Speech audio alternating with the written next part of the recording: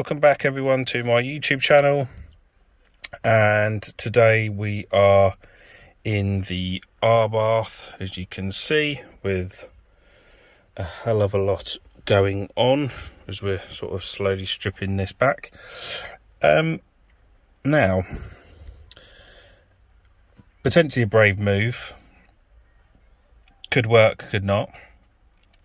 I'm going to be swapping the old 2010 dash board for a digital TFT, I think you call it, dashboard. See if that works, proxy align it and everything like that.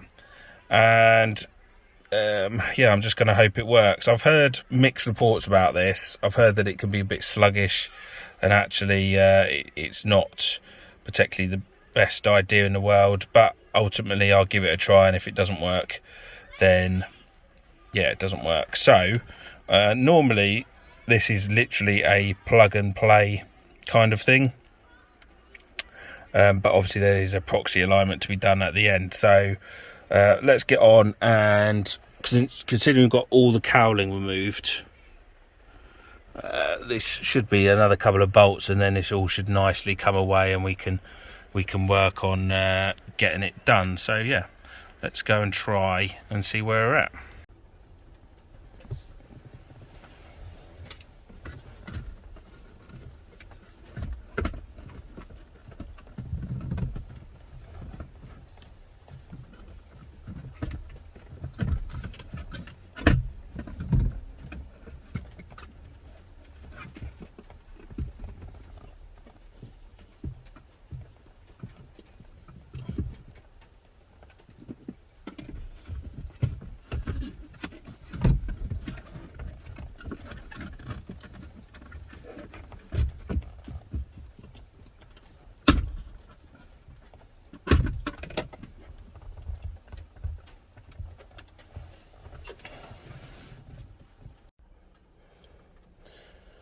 So we've removed the 4 bolts that hold the dashboard in. You've got 2 at the top, and then you've got 2 down here.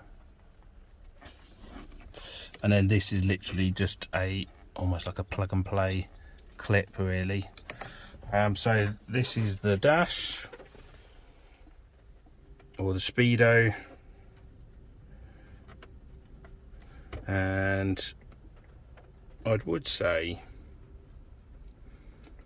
I'm not 100% sure, but I have a feeling this plastic bit really should be going on there. That one doesn't appear to have got one, but maybe it doesn't. I'm a bit, maybe it, no. I mean, there is some sort of clips and stuff on the side here, but I can't remember if the digital dash has. I don't think it does, to be fair, because there's nothing manual about it, so I don't think it does. It just looked like it was strange because there was like these clips on the outside here.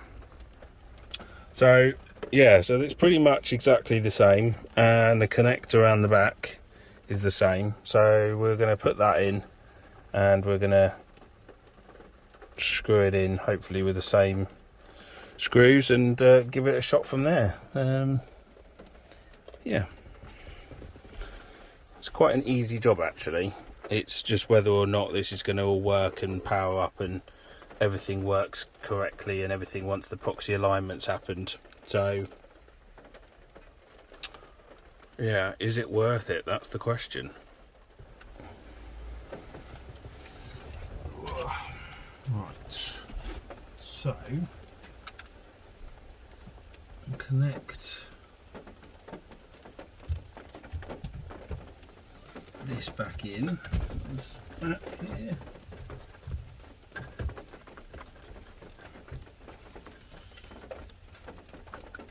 Sorry for the noise, it's raining outside.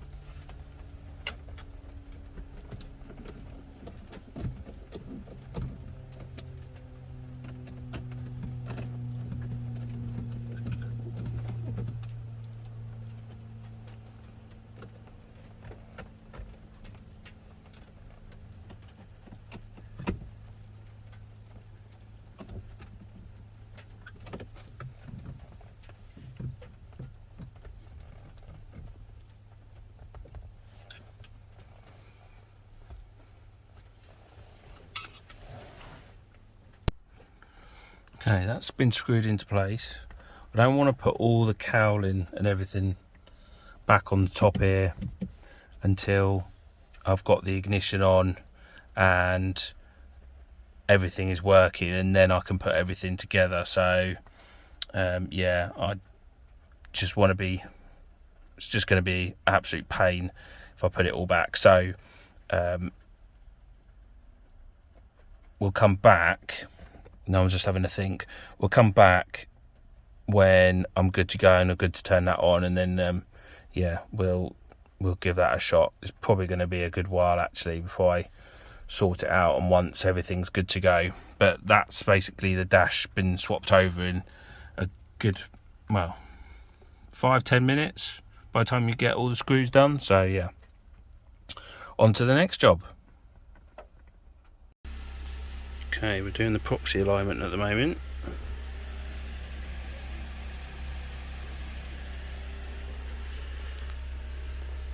And hopefully that's not going to take too long.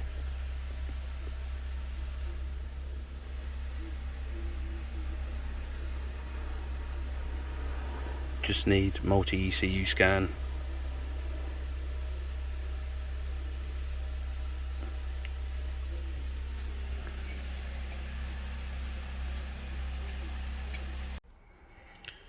So, as you saw, the proxy alignment was done with the laptop. Effectively configures the dashboard to say that it's now in a 500 Abarth, and it gets rid of things like the tyre pressure sensors, where in certain models you'd have it, but this sort of disables it, or the software disables it, so you don't have annoying things like that. So this was taken from a Fiat 500, but as I say, because of the nature of the way that the ECU and everything works, now when we turn it on, get a nice little Abarth come up, and ignore that. It's got a little Abarth car down there as well, and effectively that just matches all up with the Abarth. So yeah, it's at the moment it's working. The only thing that I've got to do is adjust the mileage, because this is obviously from a 57,000 mile Fiat 500, and this is I think about 88, so I need to change that, which again is through multi ECU scan, which I'll do for you. But I'm going to just leave it for and I'm going to take it out for a test drive just to make sure that the dash works and everything, because if the dash doesn't work, then, and I've fiddled with the mileage, then I can't do anything more. So if the dash doesn't work, then I can take it back and say I've not adjusted the mileage. So I just want to make sure that everything works, and then I'll get around to adjusting the mileage. But otherwise that looks a lot better than the old one, so that just freshens up the car a bit. So yeah, I think really interior wise there's not really much else that I can do. I mean, yes, you can upgrade all of this and have this to, you know, have a touchscreen display, and that's all very tempting, I'll be honest with you. But the only thing that slightly puts me off about that is just that it's not 100% plug and play. There's things missing, and it isn't literally just that you get the kit and plug it all in and everything's done. It just doesn't seem to work like that, and that slightly puts me off. So, but never say never. I will obviously look at that. I don't really know how long I'm going to keep the car for. So, but yeah. So the cowling for underneath the car and everything will go back on, and then that will look a lot better. So we've put it all back in, all the cowling is back on, all the trim is back in, so that is good. And the ignition obviously works, and we have the new TFT dashboard in.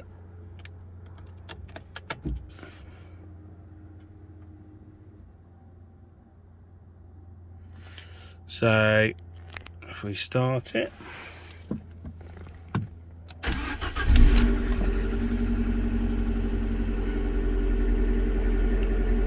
got the boot open, I'll just go and shut that.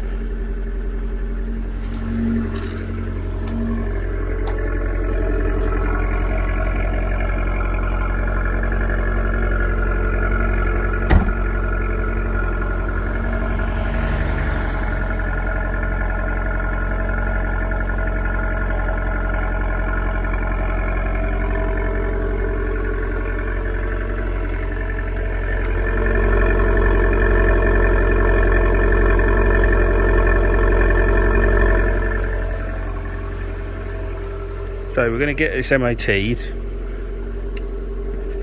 and then I can get around to properly cleaning it up, because at the moment it's still pretty dirty and I've still not sorted out a lot of the inside of it as well. So, but yeah, we are getting there. So we are getting there. Just a nice place to be, even though it's a 2010 Abarth. So yeah, right, I will catch up with you again later. So I decided to get a second-hand bumper. Managed to find one on eBay. God, I'm so disappointed. How on earth does a bumper, I'd imagine it's storage, but look at it, it 100% requires a respray. Pictures did not do it. It said it potentially needed a respray, but this is like on another level.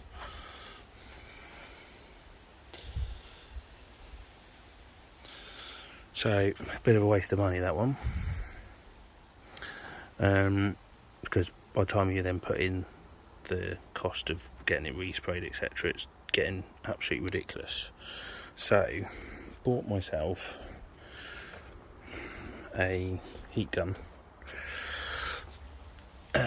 plastic welding gun, should we say, and I've had a go. I thought, can't lose anything, and decided to try and plastic weld the bumper back. I don't know if you can see it in there.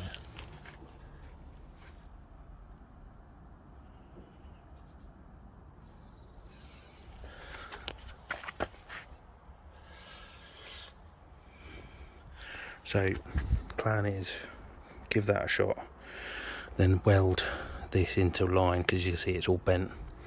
Weld this back in, leave these to set a bit, and then we'll just trim it off and then fill it. And then that is going to be a better bumper than the one I've got on eBay. So yeah,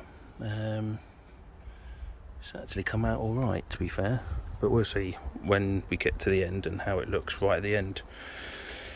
So yeah, I don't know if that's really going to save anything. I might put the other bumper back up for sale on eBay, see how we get on with that.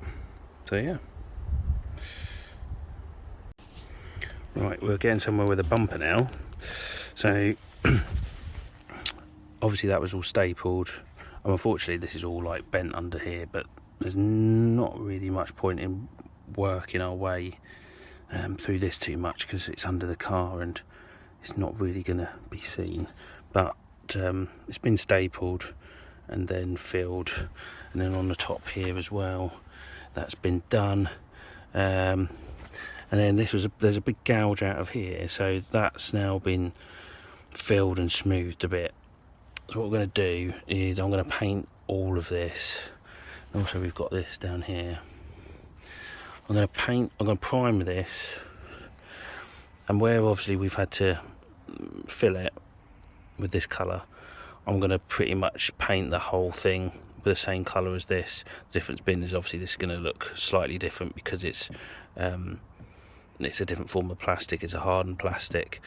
So the plan is that the whole front now will be one colour, and yeah, we're just gonna go about primering this one up at the moment, and hopefully this will actually come out all right. Okay, so the primer's done, and then we're going to now hit it with the matching custom paint. And again, I'm not too worried about underneath, but we need to hopefully cover that scratch there, and hopefully this will all look a lot better when the coat's on. We're like 24 hours away from the hottest day I think ever, pretty much, in this country, so I want to get this done because I have a feeling I'm not going to be doing much else. So yeah, let's get on with the painting. So the more I work on this bumper, the more problems, or not problems, but the more that I find that this is more than just a crack. And I certainly think that a lot more accident-wise has happened to this, because all these tabs pretty much, they've all broken around here and up here. No reason why. It's just all the clips were pretty much busted, so I've had to like hot glue and like weld everything in. So this has been in, it's just really weird. So I'd imagine that this had some form of accident at the beginning, not, you know, apart from the fact here, which, as you know, was the broken bumper itself, but all of this lot is all, it's all old stuff. So yeah.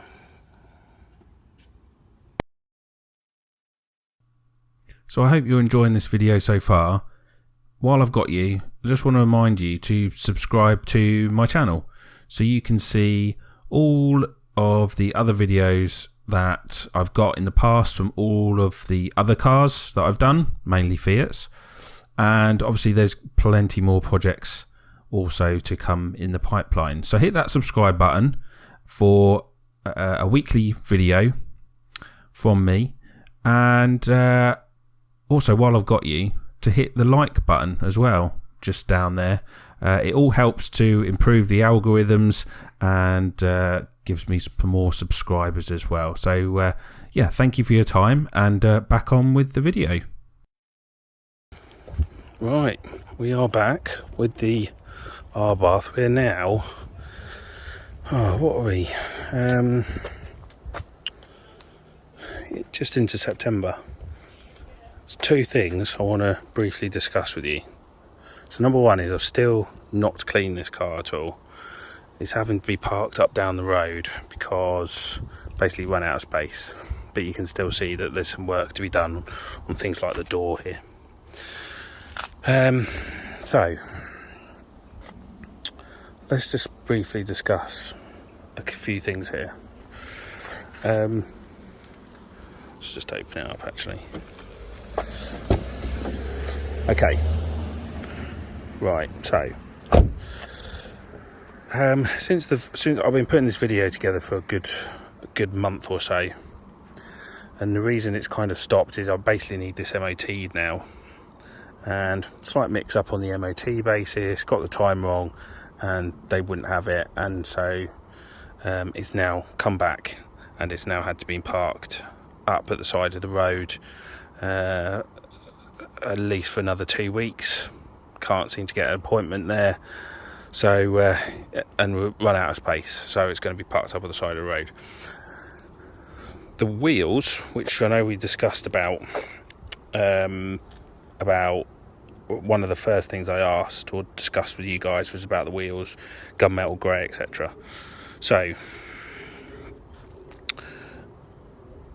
long story short, I sold the original wheels on eBay, got rid of them.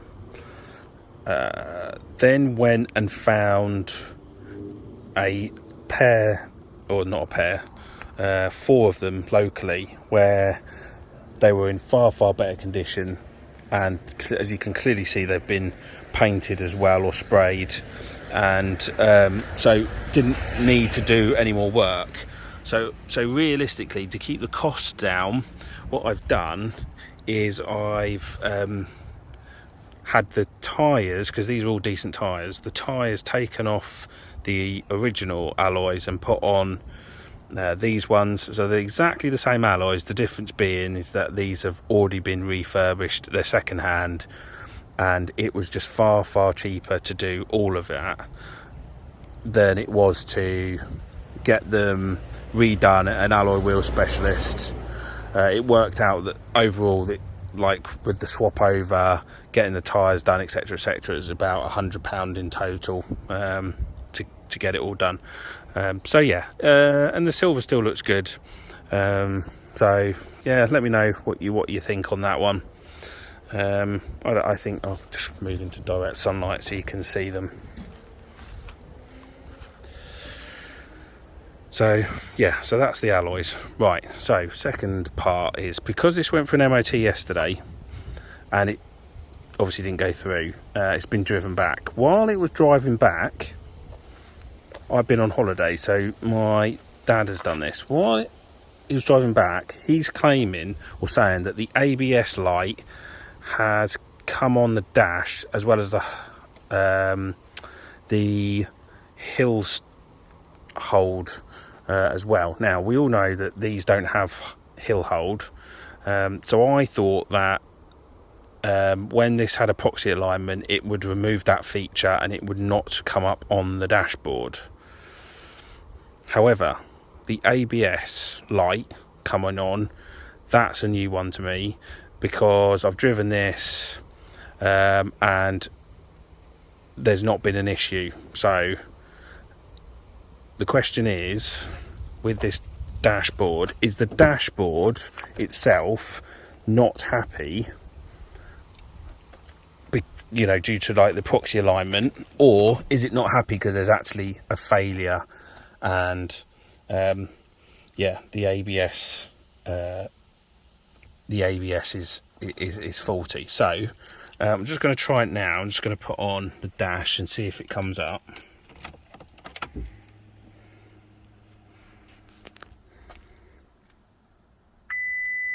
Right, ABS unavailable. So why has that come up? Obviously I can go and plug in my laptop now and tell me, but is that because, see, now I've got ESC unavailable as well, so, and hill holder unavailable. So since this been driven, so this drove about 5 miles to the MOT place and that was fine, and then it's been driven back, and on the way back those have flipped up. So my question to everyone, because I'm probably going to get a quicker answer, is